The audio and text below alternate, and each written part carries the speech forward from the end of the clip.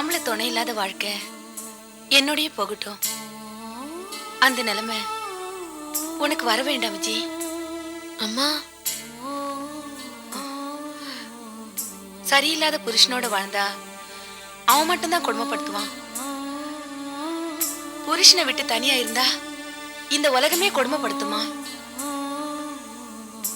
இந்த ஆம்பளைங்களே சுயநலக்காரனுங்க. அதுலயும் புருஷனுங்க ரொம்ப ரொம்ப சுயநலக்காரனுங்க. புருஷனை கைக்குள்ள போட்டுக்கிறது எப்படி, முந்தானில முடிஞ்சு வச்சுக்கிறது எப்படின்னு எனக்கு சொல்லித்தர தெரியலம்மா.